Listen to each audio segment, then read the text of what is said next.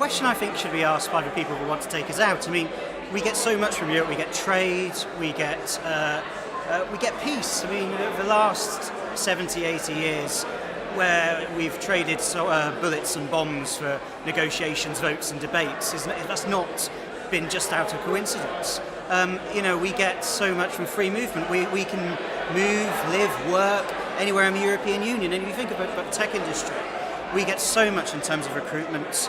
I go to work every day. I work with a Dane, a Dutchman, a Hungarian, 3 South Africans, then a couple of Brits. Our industry would be utterly crippled without Europe. The NHS would be utterly crippled without the immigrants that come here. They don't drain it, they staff it. There are so many reasons to be in the EU. Well, why not simply because it's better to be part of a greater community of people, rather than be isolated, to turn our backs and to shoot ourselves in the foot and say it's fine because the holster's got a Union Jack on it. That's just ridiculous. It's unpatriotic. Well, the tech sector in general, my business is very new. It's part-time. I'm one of those people that's working full-time and working all hours of the evening to try and get the capital to jump. But if you think about 10 years ago, when I was just starting university, or just leaving university,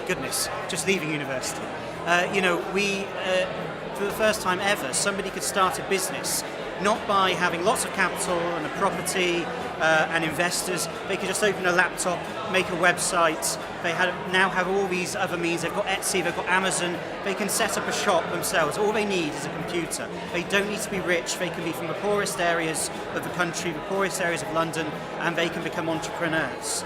And for me, the reason why that's important is because those people can continue to trade across Europe. They can send their services across Europe. They could set up a business, an e-business in Estonia if they wanted to, and they couldn't do that before. So for me, the EU means that tech companies get a wider reach. We get to enjoy the digital single market. So that's why I think it's very important for my company and for the tech sector to remain in the European Union. So I've taken a week off for the referendum. I'm going to go door knocking. I have been out, I have been leafleting, I have been doing all sorts of things on the grassroots, because that's how you win a referendum and an election. You go out and you make sure that the people on the ground know why you want to stay in the EU. I've threatened my mum, I've told her that if we leave, then I'm going to Stockholm, and that's made her want to vote to remain.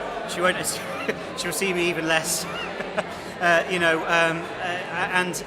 The other thing, and that touches on the other thing actually, is that London is a lovely microcosm. We're a very big echo chamber of people who want to remain in the EU. If every tech person, if every Londoner who maybe was from the Midlands like I was and moved down here for a better opportunity, if they got their families, just their nuclear family, 3 or 4 people to vote to remain in the EU, we win. We remain in the EU.